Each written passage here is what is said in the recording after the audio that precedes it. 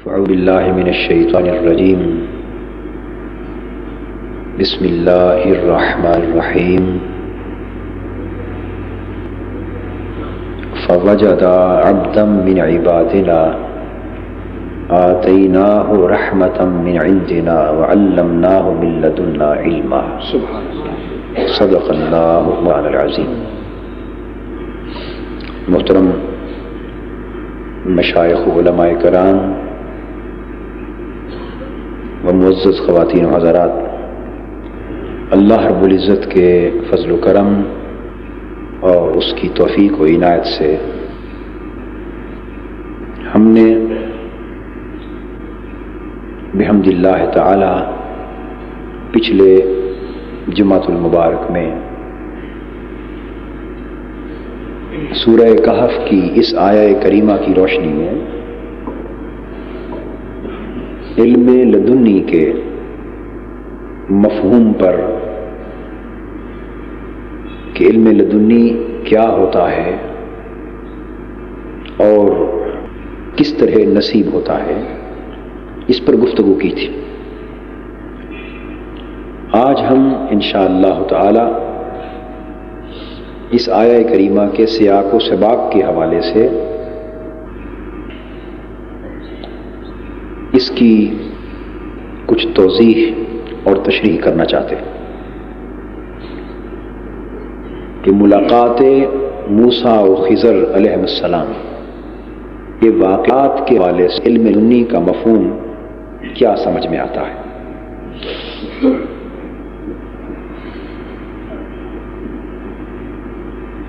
آپ یہ بات ذہن نشین فرما چکے کہ اس آیہ کریمہ میں جس خصوصی رحمت کا ذکر آیا ہے اس کی تفصیل اس آیہ کریمہ سے پہلے مچھلی کے زندہ ہو کر دریا میں چلے جانے کے واقعے کے حوالے سے بیان ہو چکی، اور اب اس آیہ کریمہ میں جو علم لدنی کا ذکر آیا ہے کہ ہم نے اسے اپنی بارگاہ کا خاص علم اپنی طرف سے عطا کیا تھا، اس کی تفصیل اس آیہ کریمہ کے بعد جو یکے بعد دیگرے 3 واقعات بیان ہوئے ہیں ان میں موجود ہے۔ حضرت موسیٰ علیہ السلام اور حضرت خضر علیہ السلام جب دونوں سفر پہ روانہ ہوئے تو 3 واقعات ترتیب کے ساتھ پیش آئے۔ پہلا، جس کشتی میں سوار ہوئے اس کا توڑنا، خرق سفینہ جسے کہتے ہیں۔ دوسرا، ایک بچے کو مار دینا، قتل غلام۔ تیسرا، گرتی ہوئی دیوار کو تعمیر دینا، اقامت جدار۔ حضرت موسیٰ علیہ السلام اور حضرت خضر علیہ السلام دونوں ایک کشتی میں سوار ہوئے دریا عبور کرنے کے لیے۔ کشتی والوں نے ان کے اعزاز میں، اکرام میں ان سے کرایہ بھی وصول نہ کیا، آؤ بھگت کی، بڑی تعظیم و تکریم کا مظاہرہ کیا، اور جب کشتی دریا کے وسط میں پہنچی تو اس کے کنارے لگنے سے پہلے حضرت خضر علیہ السلام نے کلہاڑے کے ساتھ اس کشتی کا ایک تختہ توڑ دیا، اکھاڑ دیا، بالکل ہی اکھاڑ کے نکال دیا۔ اب بعض کتب حدیث میں اور کتب تفسیر میں یہ آیا ہے کہ کشتی کے پھٹوں میں سے ایک پورا پھٹا اگر اکھاڑ کے پھینک دیا جائے، اتنا بڑا سوراخ ہو جائے کشتی میں، سمندر کے اندر، دریا کے اندر، تو اس کشتی کے نہ ڈوبنے کا سوال ہی پیدا نہیں ہوتا۔ یہ سب کچھ ہوا مگر کشتی نہیں ڈوبی، اور پانی کشتی میں نہیں بھرا، پانی پھر بھی نیچے رہا اور کشتی سلامتی کے ساتھ چلتی رہی، لیکن بہر طور ظاہراً ناقص ہو گئی، شکستہ ہو گئی۔ جب یہ واقعہ ہو چکا تو موسیٰ علیہ السلام نے حضرت خضر علیہ السلام سے پوچھا، اخرجتها لتغرق اہلہا لقد جئت شیئا امرا۔ اے خضر علیہ السلام، کیا آپ نے اس کشتی کو اس لیے توڑ دیا کہ جو اس کی سواریاں ہیں ان کو ڈبو دیں، غرق کر دیں؟ آپ نے اچھی بات نہیں کی، یہ کام اچھا نہیں کیا۔ اس پر خضر علیہ السلام نے انہیں جواب دیا کہ میں آپ سے شروع میں نہیں کہہ رہا تھا کہ آپ صبر نہیں کر سکیں گے؟ میرے کاموں کو دیکھ کر آپ خاموش نہیں رہ سکیں گے؟ اس بات کا جواب نہیں دیا۔ موسیٰ علیہ السلام نے دوبارہ فرمایا کہ ٹھیک ہے، اب اس کو جانے دیں، آگے چلتے ہیں، آئندہ انشاءاللہ صبر کروں۔ آگے پہنچے تو دیکھا کہ کئی بچے کھیل رہے ہیں۔ ان میں سے ایک بچہ مفسرین کی اکثریت کے قول کے مطابق اور بعض احادیث کے مطابق حضرت ابن عباس رضی اللہ تعالیٰ عنہ اور سدی اور مختلف ائمہ صحابہ تابعین کے روایات کے مطابق ان بچوں میں جو سب سے زیادہ خوبصورت بچہ تھا، دیکھنے میں خوبصورت تھا، بھلا لگتا تھا، اور زبان گفتگو کے اعتبار سے بھی بڑا فصیح اور بلیغ تھا، اچھا بولنے والا، اچھا لگنے والا، اس بچے کو پکڑا اور قتل کر دی، اس کو مار ڈالا۔ اس پر موسیٰ علیہ السلام پھر گویا ہوئے۔ آپ نے فرمایا اقتلت نفسا زکیۃ بغیر نفس لقد جئت شیئا نکرا، کہ آپ نے ایک جان کو، ایک چھوٹے سے بچے کو، پاک جان کو، بے گناہ جان کو بغیر کسی سبب کے ناحق مار ڈالا۔ نہ تو اس نے کوئی ایسا گناہ کیا تھا جس کی سزا کے طور پہ مارا جاتا، نہ اس نے کسی اور جان کو مارا تھا کہ قصاص کے طور پہ مارا جاتا۔ نفس زکیہ ہے، پاک جان ہے، معصوم بچہ، اور ناحق آپ نے اسے قتل کر دیا۔ لقد جئت شیئا نکرا، یہ کام بہت ہی برا ہوا ہے۔ اب پہلے کشتی توڑنے کے معاملے میں فرمایا لقد جئت شیئا امرا، وہ دوسرے بچے کے مارنے والے واقعے کے مقابلے میں ذرا کم تر سنگین تھا مقابلتاً، اس کے لیے کہا امرا۔ بچے کا مارنا، اسے ہلاک کرنا، یہ زیادہ سنگین واقعہ تھا، اس کے لیے زیادہ سخت لفظ استعمال کیا، اور میں شیئا نکرا، یہ بہت ہی برا کیا ہے۔ آپ نے پھر اس کا جواب دینے کی بجائے اسی بات کو دوہرا دیا کہ میں کہتا نہیں تھا کہ آپ صبر نہیں کر سکیں گے۔ آپ نے پھر فرمایا چلو آگے چلتے ہیں، اب خیال کرو۔ تیسرا واقعہ یوں پیش آیا کہ ایک دیہات میں پہنچے، وہاں رات قیام کرنا تھا، کھانے کا وقت تھا، کسی نے ضیافت نہ کی، مہمانی کا حق ادا نہ کیا، میزبانی کا حق ادا نہ کیا، بلکہ بعض روایات کے مطابق آپ نے کسی سے کھانا پوچھا مگر گاؤں والوں نے کھانا بھی نہ دیا۔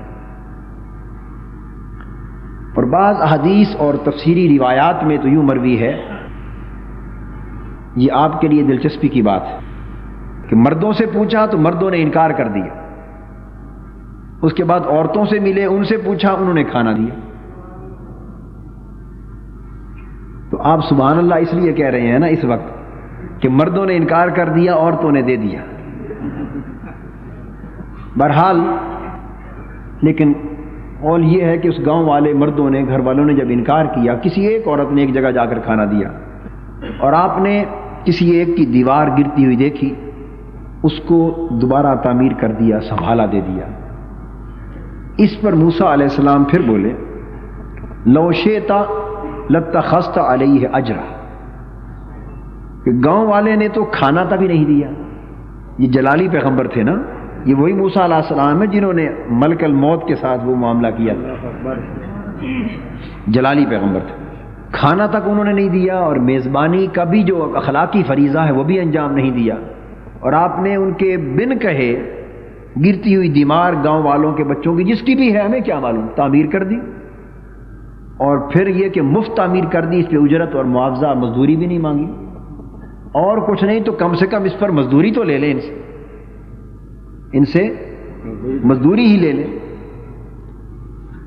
اس پر چونکہ 3 واقعات ہو چکے تھے تو خضر علیہ السلام نے فرمایا حضرت موسیٰ علیہ السلام سے کہ اب آپ کے اور میرے راستے جدا ہیں، اب ہمارے جدا ہونے کا وقت آ گیا ہے۔ ھذا فراق بینی و بینک، یہ میرے اور آپ کے جدا ہونے کا وقت ہے۔ لیکن جو 3 واقعات صادر ہوئے جن پر آپ سے صبر نہ ہو سکا، میں اب ان کی تعویل اور تعبیر اور اصل حقیقت بیان کر دیتا ہوں کہ ان کا پس منظر کیا تھا، ان کی حقیقت کیا تھی، حکمت کیا تھی۔ اب یہ جو پس منظر بیان ہوا اور حکمت بیان کی اور اس کی جو اصل حقیقت بیان کی، اس کا تعلق علم لدنی سے ہے۔ وہ جو آیت کریمہ میں فرمایا تھا وَعَلَّمْنَاهُ مِن لَدُنَّا عِلْمًا، ہم نے اسے اپنی بارگاہ کا خاص علم عطا کیا تھا۔ وہ علم 2 دعوے کیے نا قرآن مجید کی اس آیت نے، کہ ہم نے اسے اپنی خاص رحمت سے نوازا اور اسے خاص طور پہ اپنے ایک علم سے نوازا۔ 2 دعوے کیے نا، تو دونوں کی وضاحت تو کرنا تھی نا قرآن مجید میں۔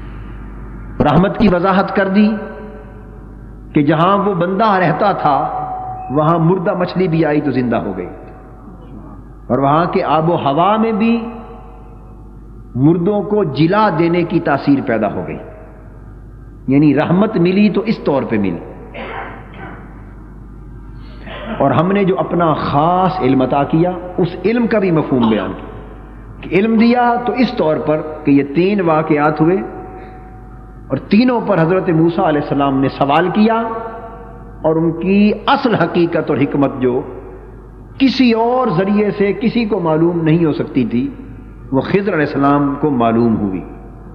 تو وہ علم یعنی وہ حقائق جو پردہ غیب میں تھے، جو نگاہوں سے مخفی ہے، جو عقل و خرد اور فہم و ادراک سے اوجھل ہیں، جو فراست اور بصیرت سے اوجھل ہیں، اور کسی اور کسبی ذریعے سے جن کے معلوم ہونے کا امکان بھی نہیں ہے، جو حقائق پردہ غیب میں ہیں، ان کو جان لینا عالم غیب کے عطا کردہ علم کے ذریعے، یہ علم لدنی۔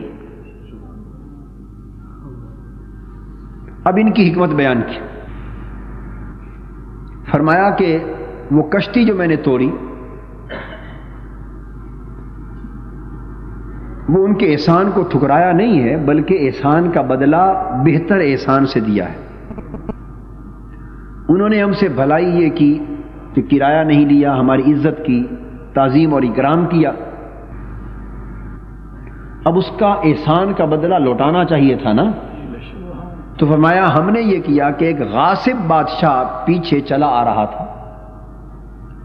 اب بات جو قابل توجہ ہے کہ اس بادشاہ کو تو اس وقت نہ حضرت خضر علیہ السلام نے دیکھا نہ حضرت موسیٰ علیہ السلام نے دیکھا، دونوں اکٹھے ہی آ رہے تھے نا، اکٹھے سفر پہ نکلے۔ حضرت موسیٰ علیہ السلام اور یوشع بن نون جب پہنچے تو خضر علیہ السلام کپڑا لے کر لیٹے ہوئے تھے، آپ پیچھے سن چکے ہیں نا، سوئے ہوئے تھے، سوئے ہوئے جاگے، گفتگو ہوئی اور سفر پہ روانہ ہو گئے۔ تو بادشاہ کہاں ملا ان کو؟ جی کس نے آ کے خبر دی کہ پیچھے سے بادشاہ آ رہا ہے اور کشتیوں کو غصب کر رہا ہے؟ کس نے بتایا؟ ہے قرآن میں کہیں؟ حدیث میں کوئی ذکر نہیں۔ جب بادشاہ ملا نہ کسی نے خبر دی، وہ تو سوئے ہوئے اٹھے ان کے ساتھ چل پڑے، اور سیدھا کشتی ملی، اس پہ سوار ہوئے، راستے میں توڑ دیا۔ سفر کی تفصیلات آپ کے سامنے۔ اگر بادشاہ راستے میں ملتا، کوئی آگے خبر دیتا تو صاف ظاہر ہے صورتحال موسیٰ علیہ السلام پر بھی منکشف ہو جاتی، سوال کرنے کی نوبت بھی نہ آتی۔ تو ظاہراً بادشاہ کے پیچھے چلے آنے، کشتیوں کو غصب کرنے وغیرہ کا کوئی علم ظاہراً کسی اور ذریعے سے نہیں۔ اب حضرت خضر علیہ السلام فرماتے ہیں کہ پیچھے غاصب بادشاہ ایک چلا آ رہا تھا، اس کا طریقہ یہ کہ جن کشتیوں کو اچھی کشتیاں دیکھتا ہے غصب کر لیتا ہے،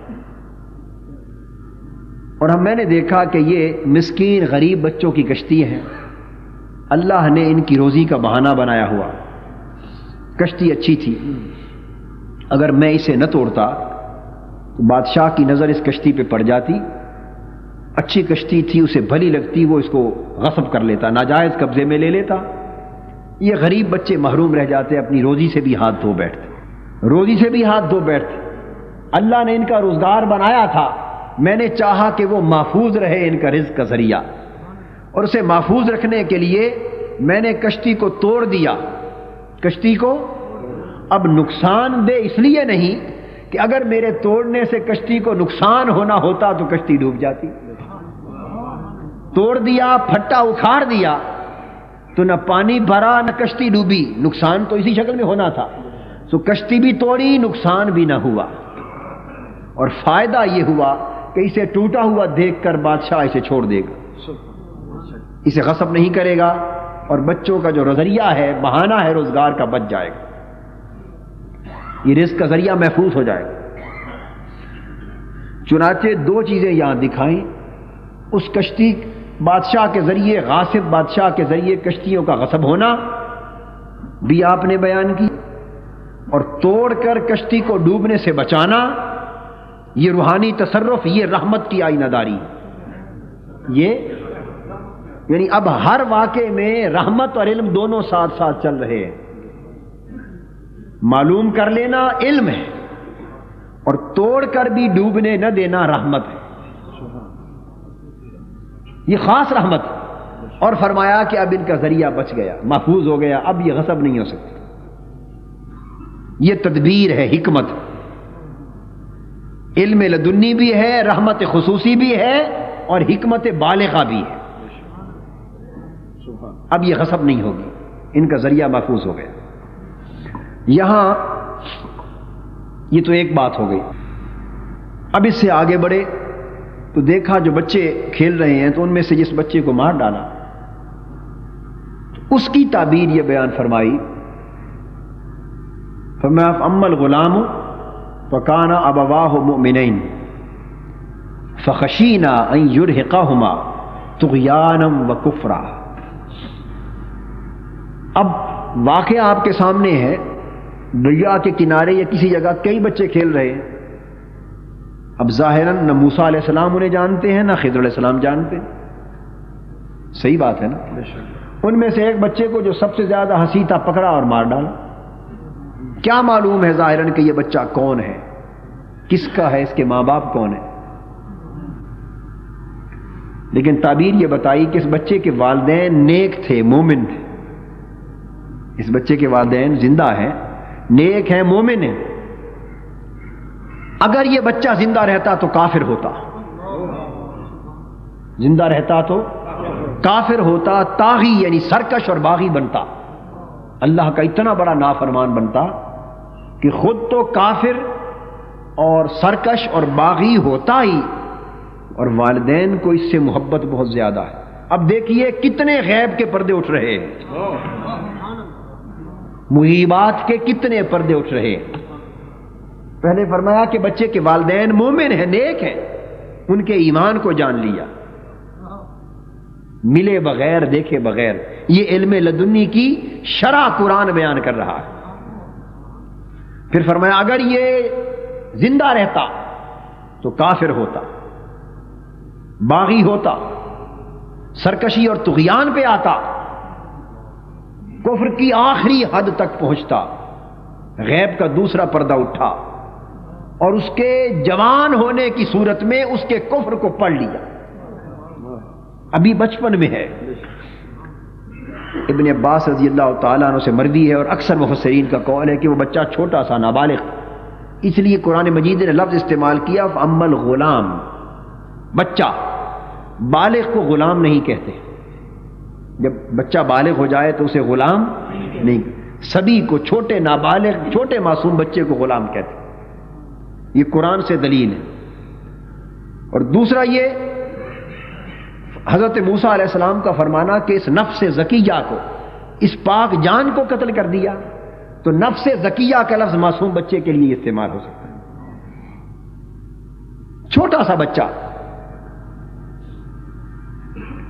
اب اس کے بچپن میں اگر وہ جوان ہوتا تو کیا بنتا، وہ پڑھ لیا۔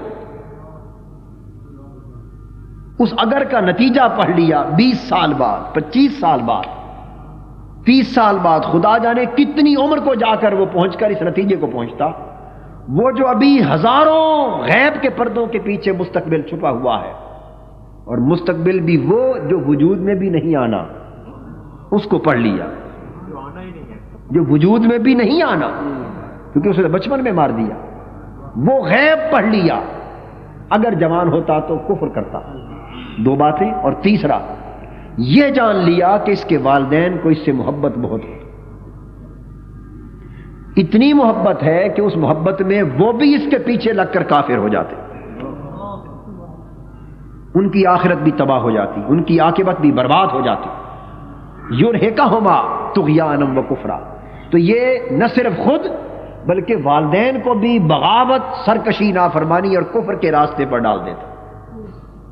تو اس کی آخرت تو تباہ تھی ہی، والدین جو مومن ہیں وہ بھی کافر ہو جاتے، ان کا ایمان بھی کفر سے بدل جاتا، تباہ ہو جاتا۔ یہ بھی جان لیا۔ اب یہاں ایک بات قابل توجہ ہے، بعض روایات میں اور حدیث میں یہاں تک آیا ہے، بعض کتب تفسیر میں درج ہے کہ جب موسیٰ علیہ السلام نے کہا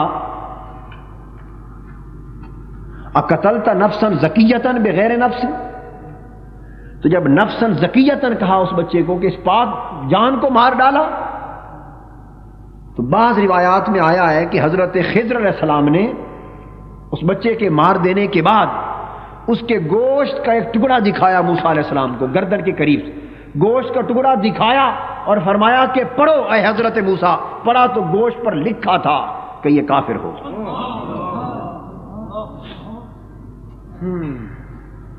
اور دوسری بات جو قابل توجہ ہے وہ یہ کہ بچہ تو چھوٹا ہے، بچہ تو خضر علیہ السلام نے کیسے جان لیا؟ صاف ظاہر ہے کہ اللہ کے علم دینے سے ہی جانا، اور وہی علم جو سارے ذرائع سے ہٹ کر عالم غیب سے کسی کے قلب پر وارد ہوتا ہے، علم لدنی کہتا ہے۔ اور وہ کس طرح جانا کہ تقدیر جس کو ہم قضا کہتے ہیں، وہ قضا اس طرح تھی کہ علم الہی میں تھا کہ اگر یہ جوان ہوا، بڑا ہوا تو کافر ہوگا، تو جوانی کی صورت میں اس کا کفر مقدر تھا۔ تو علم الہی کے مرتبے میں یہ جو کچھ موجود تھا لوح محفوظ پر، اس کے بچپن میں اس کی جوانی کی تقدیر جو مقدر تھی لوح محفوظ پہ پڑھ لی، لوح محفوظ پر جو مقدر تھا اس صورت میں اگر جوان ہو جاتا اس کو پڑھ لیا۔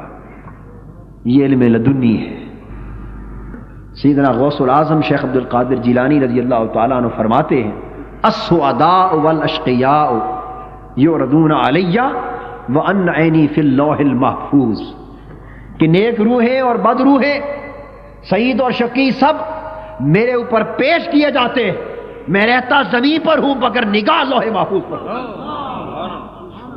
میری نگاہ لوح محفوظ کو دیکھتی۔ تو اس بچے کے بچپن میں اس کی جوانی کی تقدیر اگر ہو جاتا جوان تو پڑھ لیا۔ یہ علم لدنی کی فرق ہے۔ اور پھر اس کے بعد بات یہاں ختم نہیں کی، یہ تو علم ہے، اب اس میں رحمت کا پہلو بھی دیکھیے، اور فرمایا فَأَرَدْنَا أَن يُبْدِلَهُمَا رَبُّهُمَا خَيْرًا مِّنْهُ زَكَاةً وَأَقْرَبَ رُحْمًا، پھر ہم نے اسے مار کر پھر ہم نے ارادہ کیا کہ ان دو اس کے والدین کا رب انہیں اس بچے کا بہتر بدل عطا کر دے۔ یہ نہیں کہ مار کے چلتے بنے، خسارے کو بھی پورا کیا اور اچھے طریقے سے پورا کیا۔ یہ کریم لوگوں کا شیوا ہوتا ہے،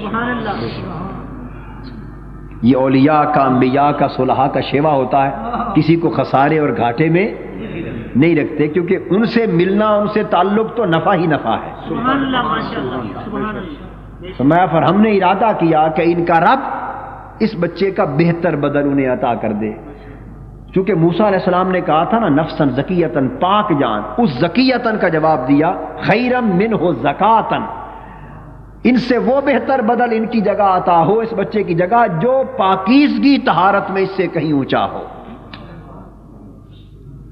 وَأَقْرَبَ رُحْمًا، اور والدین کے حق میں بھی بہتر ہو، چونکہ اس کے ذریعے والدین کو نقصان ہونا تھا۔ اب دعا کی کہ وہ کچھ عطا ہو جو والدین کی آخرت بھی بنا دے اور والدین کی خدمت بھی کرے اور طہارت اور پاکیزگی میں بھی ہر اعتبار سے اس سے بہتر۔ چنانچہ حدیث پاک میں آتا ہے کہ اللہ جل مجدہ نے اس بچے کے بدلے حضرت خضر علیہ السلام کی دعا سے اس کے بچے کے والدین کو بیٹی عطا کی۔ کیا عطا کی؟ بیٹی۔ اب وہی اگلے گاؤں والی واقعے کی بات سمجھ آ گئی نا، کہ مردوں نے کھانا نہ دیا، عورت نے دیا، یعنی عورت رقیق القلب ہوتی، عورت رقیق القلب ہوتی، وہ اللہ کی راہ میں خرچ کرنے کے لیے جذبہ داعیہ بالعموم زیادہ ہوتا ہے۔ کسی کی حالت غیر دیکھ کر، دکھ دیکھ کر وہ جلدی اس کا دل پگھل جاتا، اس کا دل جلدی پگھل جاتا۔ یہ تو ہے اس کی اصل تعبیر، یہ تو ہے اس کی اصل تعبیر۔ چونکہ ہماری بہنیں بھی سن رہی ہیں تو ایک اس کی دوسری تعبیر بھی بیان کرتا ہوں، اگر وہ ناراض نہ ہوں۔ وہ اصل تعبیر یہی ہے کہ ان کے دل کو اللہ نے نرم بنایا ہے مرد کے مقابلے میں۔ چونکہ نرم دل ہیں تو کسی کی حالت غیر دیکھ کر، پریشانی میں مبتلا دیکھ کر دل جلدی پگھل جاتا ہے اور خرچ کرتی ہیں، یہ تو اچھی بات ہے۔ اب اس کا ایک دوسرا پہلو بھی ہے زیادہ خرچ کرنے کا، وہ یہ کہ چونکہ کماتی وہ نہیں ہے، وہ دولت کمائی ہوئی تو اور کی ہوتی ہے، تو جو کماتا ہے اسی کو درد ہوتا ہے، جو کماتا ہے درد تو اسی کو ہوتا ہے۔ ان کو تو کمائی ہوئی دولت مل جاتی ہے، سو خرچ کرنے میں بھی پرواہ کوئی نہیں۔ معلوم ہے جب ختم ہو جائے گا تو مانگ لیں گے جی ختم ہو گیا، اور لا دیں اور لا دیں۔ تو یہ وہ پہلو ہے جس میں تھوڑی ان کو توجہ دینی چاہیے، جس میں ہماری بہنوں کو، ماؤں کو تھوڑی توجہ دینی چاہیے کہ وہ یہ نہ سمجھا کریں کہ شوہر کے پاس کوئی خزانہ غیب ہے اور بے دریغ خرچ کر کے ضروریات سے زائد ضروریات، غیر ضروری چیزوں پر خرچ کر کے محض فیشن پر، محض گھر کی ڈیکوریشن پر، محض دکھلاوے پر، محض لوگوں کے ساتھ مقابلے پر، فلاں کے پاس یہ ہے ہمارے پاس بھی یہ ہو، فلاں کے پاس اس طرح کی چیز ہے ہمارے پاس بھی ایسی چیز ہو، ایک نام نہاد جھوٹی نام نمود عزت بنانے کی خاطر دولت کو اس طرح صرف نہ کریں کہ مرد پر یہ بوجھ پڑے کہ وہ مجبور ہو کر ناجائز ذرائع سے حرام کمانے لگے۔ اگر ہماری عورتیں، مائیں، بہنیں چاہیں تو حرام کمائی کے بہت سے ذریعے مسدود ہو سکتے ہیں، اگر وہ سادہ زندگی کو اپنا لیں اور اپنی ضروریات میں قناعت کرنے والی بن جائیں، اپنے مصارف میں قناعت کرنے والی بن جائیں اور محدود طریقے سے جائز ضروریات پر خرچ کریں تو عین ممکن ہے کہ بہت سے گناہ کے وبال سے وہ لوگ بچ جائیں۔ کیونکہ گھر سے مسلسل اصرار ہوگا کہ پیسہ لائیں پیسہ لائیں پیسہ لائیں، یہ ضرورت ہے یہ ضرورت ہے، اور الٹیمیٹم مل جائے گا کہ ورنہ کل کھانا بھی نہیں پکے گا، تو وہ مرد غریب کیا کرے گا؟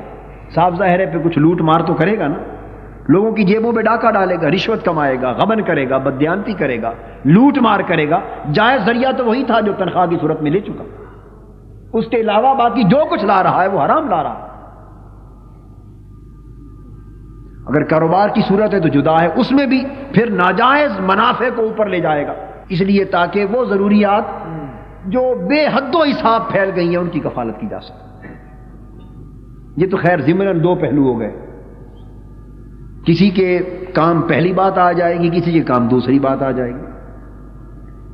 تو میں یہ عرض کر رہا تھا کہ اللہ جل مجدہ نے اس بچے کے بدلے میں ان کو بیٹی عطا کی، اور یہاں جب اللہ پاک نے خیرم منہ زکاتن، اس کی تعبیر تو آگے آ رہی ہے، اور اقرب رحما، ماں باپ کے حق میں زیادہ رحم دل، اس کے حوالے سے یہ معلوم ہوا کہ بیٹیاں ماں باپ کے حق میں زیادہ رحمت ہوتی ہیں۔ اگر اللہ بیٹیوں کی نعمت دے تو اس پر دل تنگ بولیے نہیں ہونا چاہیے۔ قرآن کہتا ہے کہ یہ رحمت والدین کے حق میں رحمت کے قریب تر ہوتی، بیٹا بھی رحمت ہے کوئی شک نہیں، مگر بیٹی زیادہ رحمت ہے۔ اگر اللہ بیٹی کی نعمت دے تو اس سے دل تنگ نہیں ہونا چاہیے، گھبرانا نہیں ہونا چاہیے۔ ہماری حق کیا ہے؟ بچے کے تولد کا وقت ہوتا ہے، لڑکے کے والدین اور باقی اعزاء اقارب بطور خاص لڑکے کے والدین جن کی بہو جن رہی ہے، وہ والدین بطور خاص اور باقی اعزاء اقارب منتظر ہوتے ہیں۔ اگر تو بیٹا پیدا ہو جائے تو مبارکیں لیتے دیتے، اگر بیٹی کی نعمت نصیب ہو جائے تو منہ لٹکا کے پیچھے نکل جاتے، نہ مبارک لیتے ہیں نہ دیتے ہیں، اور نہ اسے اللہ کی نعمت سمجھتے۔ یہ بات ایسے ہے یا نہیں؟ یہ اتنا بڑا ظلم ہے جو دور جاہلیت میں کیا جاتا تھا۔ فرق صرف اتنا رہ گیا کہ وہ زندہ درگور کر دیتے تھے، زندہ دفن کر دیتے تھے، مار دیتے تھے، اور آپ نے اخلاقاً مار دے دی، آپ نے منہ لٹکا کر اخلاق کے دائرے میں اسے دفن کر دیا، اور پھر جب بڑی ہو جاتی ہے اسے چومتے ہیں، پیار کرتے ہیں، ہماری بیٹی ہے۔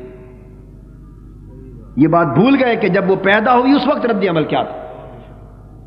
اللہ پاک نے فرمایا اقرب رحما، یہ ماں باپ کے حق میں تمہیں خبر ہی نہیں کتنی رحمت والی ہوتی ہے بیٹی۔ حدیث پاک میں ہے حضور علیہ الصلوۃ والسلام نے فرمایا کہ جو والدین اپنی 2 بیٹیوں کو پال لیں اور اچھی تربیت کریں، اچھی پرورش کریں، پیار محبت اور کھلے دل کے ساتھ ان کے جوان کر دیں اور ان کی کفالت کا انتظام کر دیں، جو اپنی 2 بیٹیوں کے ساتھ اچھا سلوک کر دے میں اسے جنت کی ضمانت دیتا ہوں، جنت کی ضمانت دیتا ہوں۔ اتنی بڑی نعمت ہے، اور قرآن اسے فرما رہا ہے اقرب رحما، یہ ماں باپ کے حق میں بڑی رحمت والی چیز ہے۔ سو بیٹیوں کے پیدا ہونے پر اللہ کی اس نعمت پر ہمیشہ شکر بجا لانا چاہیے۔ باقی بیٹا اور بیٹی دینا یہ نعمتیں دونوں اللہ کی ہیں، یہ اس کا فیصلہ ہے،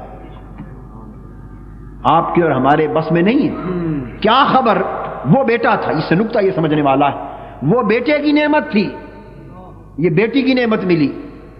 اب آپ دیکھ رہے ہیں کہ بیٹا اسے سینے سے لگا رہے ہیں، بیٹی پر دل اپنا بوجھل کر رہے ہیں، کیا خبر کہ وہ بیٹا خدا نہ کرے جوان ہو کر کیا بن جائے، جوان ہو کر کیا بن جائے، آپ کو تو معلوم نہیں ہے اس کا مستقبل۔ تو جسے بہتر سمجھ کر خوش ہو رہے تھے، خدا جانے وہ آپ کے لیے نقصان کا باعث ہو جائے، اور جس بچی کو بیٹی سمجھ کر پریشان ہو رہے تھے، خدا جانے آپ کے لیے کتنی خیر لے آئے، کتنی بھلائی لے آئے۔ اور اگر یہ بہت بڑی نعمتیں نہ ہوتی تو اللہ پاک حضور علیہ السلام کو 4 بیٹیاں عطا نہ فرماتے، اور آقا دو جہاں کی ساری نسل اور ساری آل، حضور کی آل کی ساری نعمت بیٹی ہی کے ذریعے سے ملی، اوروں کی نسل بیٹوں سے چلتی ہے اور آقا کی نسل بیٹی سید عالم رضی اللہ تعالی عنہ سے چلی۔ یہ نعمت، یہ تو ہے اقرب رحما کہ رحمت کے اعتبار سے قریب تر، مگر خیر منہ زکاتن، اس کی بات سن لیجئے کہ اس بچے کو مار کر دعا کی اور جو بیٹی ملی وہ بیٹی ایسی ملی کہ کتب حدیث اور تفسیر میں آتا ہے کہ اس بیٹی کی شادی ہوئی اور اس کی نسل سے 70 انبیاء پیدا ہوئے، 70 انبیاء کی ماں بنی، جد بنی۔ اب اس میں کاملین کی دعا کا اثر بھی دیکھ لیجئے، قرآن بتا رہا ہے کہ اللہ والوں کی دعا یہ اثر رکھتی ہے۔ زبان سے نکل گیا تھا نا، خیرم منہ زکاتن، اے اللہ وہ نعم البدل عطا کر جو پاکیزگی، طہارت اور درجے میں اونچا ہو۔ چونکہ ایک ولی کی زبان سے، اللہ والے کی زبان سے یہ التجا نکل گئی، اللہ پاک نے اس کے بدلے وہ بیٹی عطا کی جو 70 انبیاء کی والدہ بنی، نسل سے 70 انبیاء پیدا ہوئے۔ اور بعض احادیث میں یہ بھی آیا ہے کہ اس کی اپنی شادی بھی ایک نبی سے ہوئی، وہ ایک نبی کی زوجہ مطہرہ بنی اور ان کے ذریعے ایک پوری قوم اس زمانے کی مسلمان ہو گئی۔ وہ ایک کافر بچہ مرا، ہزاروں کافروں کو مسلمان کر گیا۔ یہ اللہ کے ولی کے عمل کی برکت ہے، ایک کافر بچے کو مارا اور وہ نعم البدل لے کے دیا کہ ہزاروں کافروں کو مسلمان کر گیا، اور اس بچے کو بھی اس غلط عاقبت سے بچا لیا۔ اگر جوان ہوتا تو کفر میں جاتا، والدین کفر میں جاتے، والدین کی آخرت بھی بچا لی، بچے کی بری عاقبت بھی بچا لی، ان کی بری آخرت بھی بچا لی۔ یعنی اللہ کے بندے کے ایک عمل سے کتنے فوائد اور ثمرات مترتب ہوئے. اور یہاں دوسری بات کہ تقدیر میں ایک جہت سے عرض کر رہا ہوں تو یہ تھا کہ جوان ہوتا تو کافر ہوتا، لیکن کیا جوان ہوا؟ اس کا مطلب یہ ہوا کہ بصورت جوانی اس کے کفر کی قضا تقدیر کو پڑھ بھی لیا اور جوان ہونے بھی نہ دیا. یعنی تقدیر جان بھی لی، تقدیر بدل بھی دی. تقدیر جان بھی لی اور تقدیر بدل بھی لی. تو اللہ کے مقرب بندوں پر جب اللہ کی طرف سے علم لدنی آتا ہے تو علم لدنی کی برکت سے غیب کے پردے اٹھ جاتے ہیں اور لوح محفوظ تک آنکھوں کے سامنے منکشف ہو جاتا.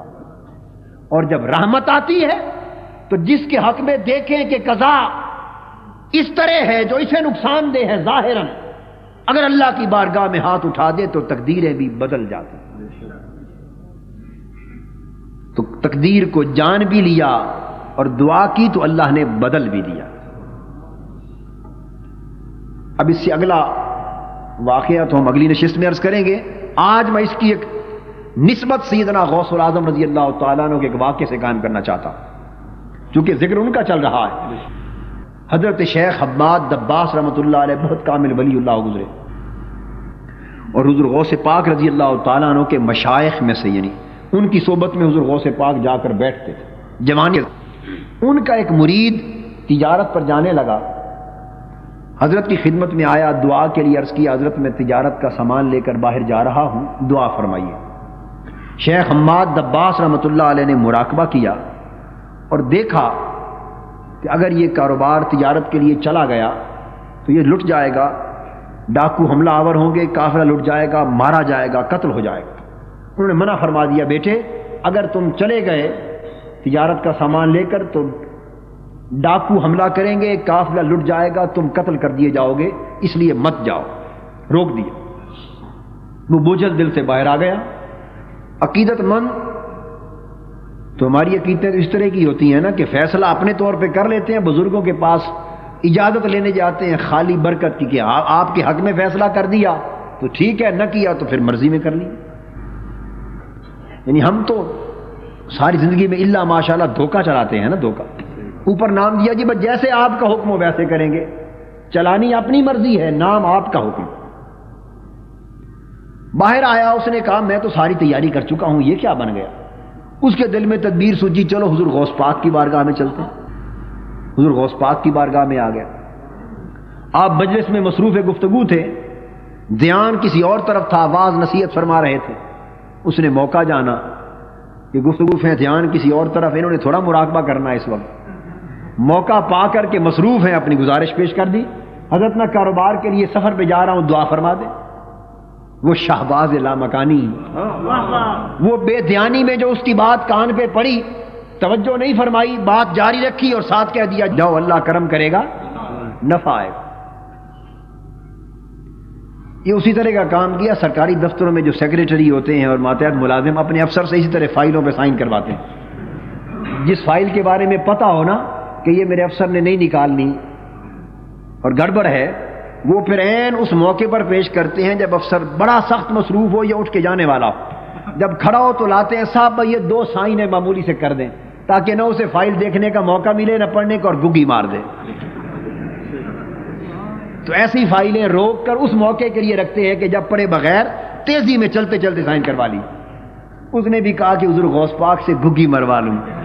اگر زبان سے عقیدہ تھا، کہہ دیا کہ جا برکت ہوگی تو انشاءاللہ سب کچھ بدل جائے گا. تو مصروفیت میں دیکھا، عرض کر دی، آپ نے بھی دھیان نہیں کیا، فرمایا جا اللہ کرم کرے گا. چلا گیا. ہزاروں لاکھوں روپے کا نفع آیا، سامان تجارت بکا، نفع کمایا، قافلے میں واپس لوٹا. راستے میں رات پہ خواب دیکھا اس شخص نے کہ ڈاکوؤں نے حملہ کر دیا اور ڈاکوؤں نے قافلے والوں کو لوٹ لیا، مار ڈالا. اور خواب میں دیکھا کہ آپ نے اس شخص کو آ پکڑا، اس کا سامان لوٹا. جب سب کچھ لوٹ چکے تو تلوار اس کی گردن پہ چلائی. جب اسے قتل کرنے لگے تو چیخ سے اس کی آنکھ کھل گئی. چیخا، خوف سے اس کی آنکھ کھل گئی. اس نے اچھی طرح سنبھال کے دیکھا اور کہا اللہ کا شکر ہے کہ سب کچھ خواب میں ہوا، بیداری میں نہیں. بچ گیا، واپس آ گیا. جب واپس آ گیا بغداد شریف پہنچا، سامان گھر میں رکھ کے تحائف، نذرانہ تحائف مختلف چیزیں لے کے اپنے شیخ حضرت حماد دباس کی خدمت میں گیا تحفہ پیش کرنے کے لیے۔ جب تحائف لے کے ان کی خدمت میں گیا تو وہ مجلس میں موجود تھے، اسے دور سے دیکھا، بھئی کس لیے آئے ہو؟ حضرت کچھ تحائف لایا ہوں۔ فرمایا بیٹے جاؤ، یہ عبد القادر کی بارگاہ میں تحائف پیش کرو، تقدیر وہی تھی جو میں نے کہا تھا، ان کی زبان سے نکل گیا، اللہ نے تقدیر بدل ڈالی۔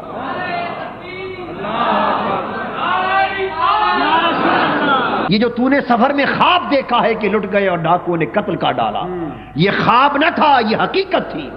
تقدیر اور قضا میں یہی درج تھا، میں نے مراقبے میں تیری تقدیر پڑھ کے روکا تھا، غوث پاک نے پڑھے بغیر کہہ دیا جاؤ کرم کرے گا اللہ۔ محبوب بندے کی بات کو رب نہیں موڑتا۔ اللہ نے کہا لکھنے والا بھی میں، مٹانے والا بھی میں، اگر میرے بندے نے میرے بھروسے پہ کہہ دیا ہے کہ جا رب کرم کرے گا تو کیا فرق پڑتا ہے، میں کرم ہی کر دیتا۔ بقیہ گفتگو انشاءاللہ آئندہ جاری رکھیں گے۔ وما علینا الا البلاغ۔